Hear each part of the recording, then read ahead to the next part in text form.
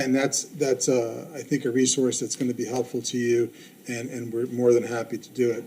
With us today for just a brief overview of some of the sunshine law aspects you'll be working with the Senior Assistant City Attorney Sean McDermott. He's been with our office for about 12 years now, I think.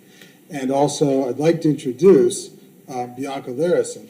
She's an Assistant City Attorney with the City Attorney's Office as well, whose assignments are exclusively with the utility system. So she's our GRU attorney that is able to provide legal assistance on a day-by-day, if not minute-by-minute basis. So just by way of introduction, that's who they are, and I'll ask Mr. McDermott to provide this brief overview for you. We'll answer any questions, and of course, we're going to be fully available anytime you need further discussion. Thank you. Well, good evening, board members. As Mr. Nee, the city attorney, mentioned, my name is Sean McDermott, Senior Assistant City Attorney. I just have to warn you, after following Mr. Cunningham and his great team and all the members of the public who have spoke, I'm going to take the excitement down several notches and try not to make this presentation too dry. And it should be very brief. I do want to state that feel free to interrupt me at any time to ask any questions that may come to mind. But it is, as Mr. Nee mentioned, just a very kind of high-level, basic overview of some of the essentials that any board member that serves on a government board needs to know. So I know there's a couple familiar faces here. It's good that I've worked with before. So yeah, so it's a pleasure to be here, and I'll just get into it. This is just a brief overview of what I'll go through, running through the powers that establish this board and some of the basic parameters of the board's authority, and then getting into the essentials of the open government laws for the state of Florida, which together is the Sunshine Law and the Public Records Law, and then some basic ethics laws that apply to board members. And then that last bullet point is not for this board. That's for boards that make decisions based on private property rights, on individual property adjudication. This board is more quasi-legislative, as you know, that applies to the GRU policy broadly. So we can skip through that section. So this is just, basic civics 101 for a federal democratic republic that we have in the U.S. And the authority from the federal Constitution passes down to the states through the 10th Amendment to the U.S. Constitution. Florida adopts its Constitution, and then that power in the state of Florida, as in many states throughout the nation, through home rule authority, is delegated to local governments. And what that means is the legislature passes all of its authority to the local governments and authorizes them to act with the full police powers of the state, up to the extent that the Florida legislature directly prescribes, any limitations or mandates that those local governments must comply with. So not every state's like that. Several states, the power rests. It's the inverse of that. The power rests at the state legislature level, and then local governments just have very small prescribed authorities that are delegated on a case-by-case basis. But that's the state of Florida. It is a home rule state. And so what that means is the Florida Constitution, the authority that's established there is passed down through the laws of Florida, skipping all the way to this board where what the Florida legislature enacts for local governments is a charter for municipalities in particular. And that charter acts as the constitution that governs the local government within that jurisdiction. And this board, as everybody knows, was created through an amendment to the City of Gainesville's charter, a new section, or Article 7, rather, in the Gainesville charter that created and governs the authority of this board. And so that's, and I'm sure everybody here has read that, but that document is what's going to guide the parameters of what the authority of this board is. And, needless to say, it's a brand new paradigm for the city of Gainesville. There's a couple semi-analogous situations throughout the state, but nothing directly on point. So that's all to say. So there will be as we mentioned tonight, an education for everybody to learn moving forward how it all works together. And I think, the city attorney and our office, as well as other city staff people are more than happy to help as we move forward in that regard, just as things inevitably will come up that we'll have to dig into deeper. Okay, so that gets us into the Sunshine Law. This was already discussed a little bit tonight, some of the particulars. But the Florida Sunshine Law, which is found in Chapter 286 of the Florida Statutes, it basically has these 4 elements to the law that you see on the screen here. And I'm just going to focus in on just the key highlighted words and what that means, the relevant importance to this board. And that's that any meeting of a government board, which this is, has to be open to the public. Notice has to be given to the public to alert them of their right to attend and take part. And then minutes have to be taken for that meeting. So meeting's the big one. We'll focus on that in the next slide of what exactly entails a meeting of 2 board members. But just a couple highlights with the other ones, and this is what was mentioned tonight, is the meetings do have to be open to the public, and there's parameters for what that may look like that we will for sure work through as this board moves forward. Somebody mentioned, I think Member Carter might have mentioned, a chilling effect. The meetings have to be held in a place that is completely open and accessible to the public, that doesn't chill the likelihood that any member of the public would attend. It generally in a place like this, government chambers or the GRU administrative building, that's perfectly fine. Sometimes there's novel ideas mentioned of, can we have a tour, like where the board meets and does a tour of all the GRU facilities? That would be getting into problematic territory. That's just one example, because that would not be open as has been held by the Attorney General in the state of Florida. So yeah, it has to be in an accessible location. Notice has to be provided. These types of things staff generally takes care of. So these details, it's good to know, but you won't have to individually take care of this. Notice is generally provided, at least the general best practice rules is 7 days, at least 7 days notice of a meeting. The city publishes a notice of meetings that any meetings from the following week will be noticed on the city's website. So that's how notice is generally provided. Minutes have to be taken. So this is kind of important, that any whatever the business of the board is that night, a very summary written analysis of what was done has to be taken. That's the minutes requirement. And I say that's important because the Sunshine Law, just FYI, it does not require meetings to be videotaped or even audio recorded. So there's some discretion that way. A lot of governmental bodies, of course, like to lean into the transparency that to give transparency to the public. That's why facilities like this are generally provided for the meeting places, but it is not a requirement of the Sunshine Law. So what does a meeting between 2 board members entail? And that's what this next slide is. So the Florida Supreme Court has held that it's any gathering, formal or casual, between 2 or more members of the same board, and that's key. So the Sunshine Law doesn't apply to, if a member of this board wanted to meet, say, with the city commission, a member of the city commission, or any other governmental board. The Sunshine Law doesn't. It only applies to a meeting between 2 or more members of the same body. So when 2 members of the same body have discussions, it doesn't have to be in person, but have discussions about anything that you can see in this language, any matter that will foreseeably come before this board for potential action, that's what triggers the Sunshine Law. And so some key examples of what that would be is, again, it doesn't have to be in person. It can be a meeting can take place through email or a phone call or casually in Publix. And it only becomes a meeting in any of those avenues when the board members bring up a topic that is the board's business, essentially. In other words, it's perfectly okay to be associates or friends outside of your business as board members, or discuss anything else under the sun.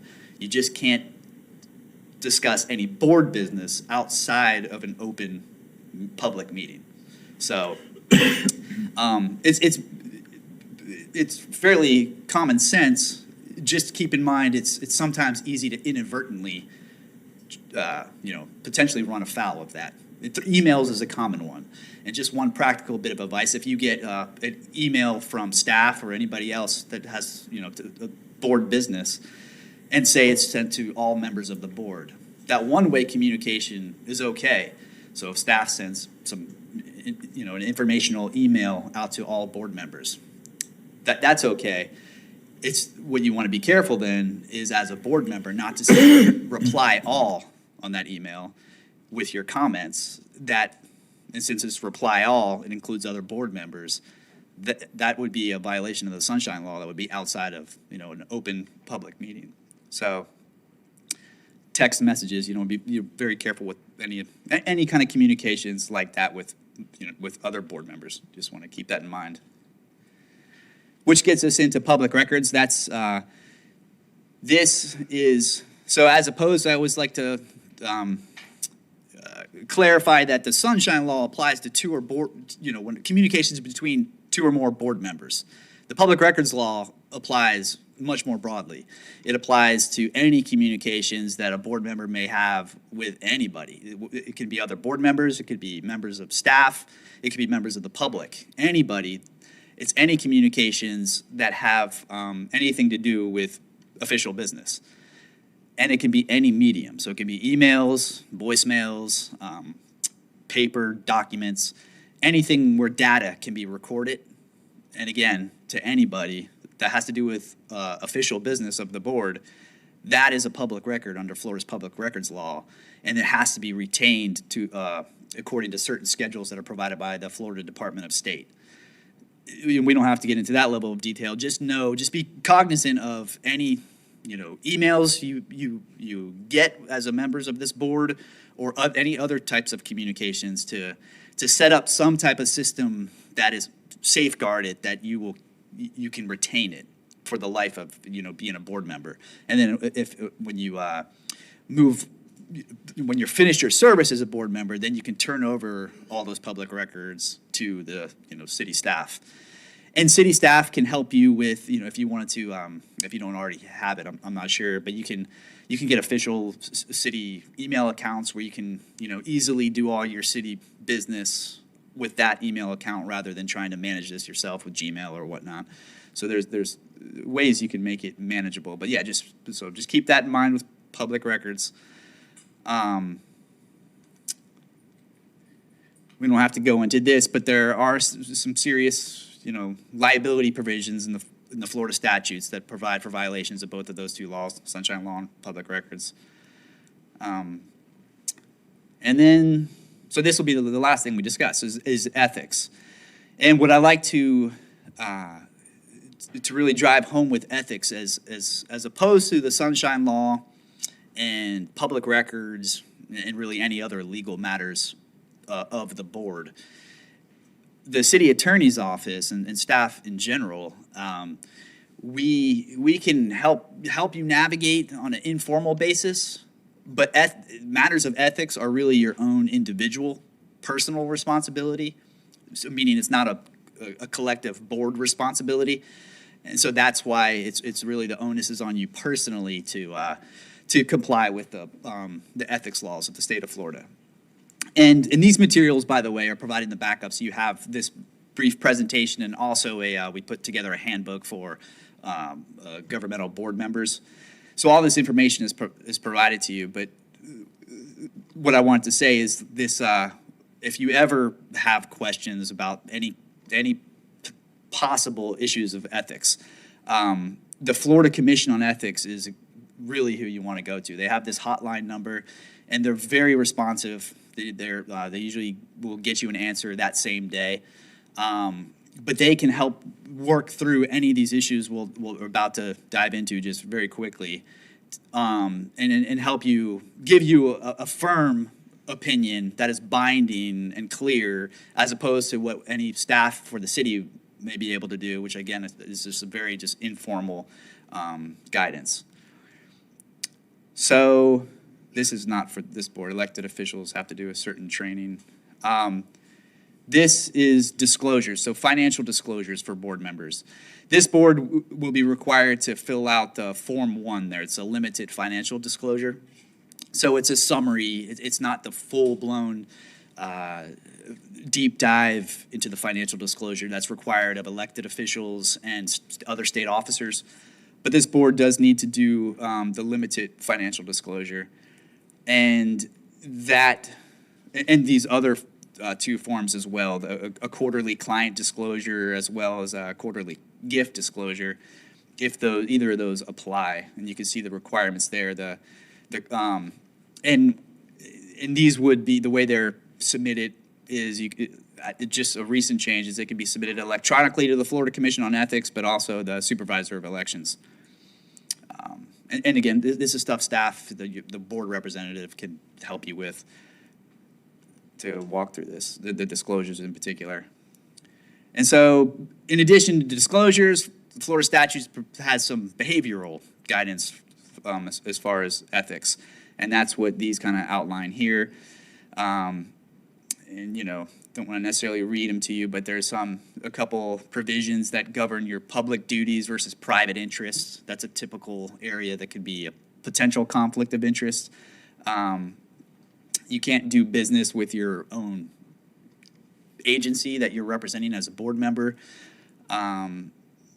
You can't have a continuing conflict of interest, like a frequently recurring conflict of interest. There's just one example, hypothetical, just to give you an idea of what that is. We've run into situations where we've had an architect, for instance, serve on a public board of the city of Gainesville and was one of the sought-after limited architects in town that could do certain projects that happen to be frequently brought to the city of Gainesville for a decision, for a potential development order. And so we had to work through that issue with the Florida Commission on Ethics. Is that a frequently recurring conflict of interest that is prohibited by Florida statutes? And by we, again, I meant the personal board member in particular, but we helped guide them to where they could find those answers. But gifts, the Florida statutes is pretty strict about what gifts that board members can accept, particularly when it has anything to do with your business as a board member. So, examples would be, if somebody wanted to offer you a nice dinner and skybox tickets to a UF football game, not necessarily because you're a genuinely authentic friend of theirs, but you're a board member for such and such? Well, yeah, why don't you come do this? That, that's where you could kind of start crossing into some territory that you just want to be careful with. There is a dollar limit that's acceptable, but, I think the best practice is just to accept no gifts on behalf of being a board member. And particularly if it's ever done with the interest of swaying your vote in any way, and that's strictly prohibited. So that's gifts. I think this is the last thing, is the ethics laws do require board members to be active board members. And what I mean by that is to show up and to vote on the matters that are before you. As appointed board members, it's the state, just by statute, does not allow abstention or other kind of political maneuvering of to not vote on an issue just because it's politically uncomfortable or whatever the case may be. You're actually required to vote unless you don't have to worry about the second exception. But the only potential exception that would keep you from voting on a matter, and that's the general rule. I don't want to paint with too broad of a brush, because if somebody's sick or has a genuine extenuating circumstance, then you don't have to come here to vote for issues like that. But in general, you are required to vote, unless, again, the exception here, if you have a possible voting conflict. And how that's defined is any matter. So if there's an issue before you that you're called to vote on, and it's a matter that could result in a special private gain or loss. That's the key language there. A special private gain or loss to either yourself or a relative, business associate, or a principal by whom you're retained. And the definitions of relative and principal by whom you're retained are right there. It is not, third cousins necessarily. It's a fairly tight definition of relative. But if it's something you're voting on that could have, and I can't even anticipate how, as opposed to the general police powers that the city commission has, this is a kind of a board with, more of a particular focus. So I can't think how this might come up, but just in case it ever does, when you're voting and you have to run the scenario through your head on every vote, could this in any way benefit, in a special sense, one of these parties, yourself or your relative or principal? And again, the key language is a special private gain or loss. So that's not to say, the decisions that this board could make will very well, affect just the general public throughout the city of Gainesville. But we're talking more, decisions that in some way affect one of these prohibited parties in a way that is different or above and beyond the general public. So that's where you would have to declare a voting conflict. And to do that, it's easy enough. You just verbally disclose it. It's not rare at a meeting for the member to kind of just realize, oh, I have a voting conflict. So you would disclose it verbally. You would abstain from voting, of course, since this is not an elective body, you can discuss the item. So even if you declare a voting conflict, you are authorized to have full discussion about it. You just can't vote on it. That's different than elected officials who can't discuss it and also can't vote. And then after, you just follow up. The law requires that after you give that verbal disclosure, don't vote on it, then you submit a form to the supervisor, or you can just give it to the city staff persons who are manning the board. But you would just fill out a form, kind of just more elaborately disclosing what your conflict was. And I think that is it. Yeah, we don't have to worry about this. So with that, if there's any questions, I'm happy to take them. But if not, again, welcome, and good evening. Sure. City attorney. Who do you report to? My position is appointed by the city commission. It is appointed by the city commission to represent the city as a whole. So if you ask me who my client is, you didn't, but if you did, I'd say the city. City, okay. But it is the commission that makes the selection. We'll do an evaluation and determine compensation, things along those lines, yes. But again, my ethical obligation is to the city. Do you have a background in utility law?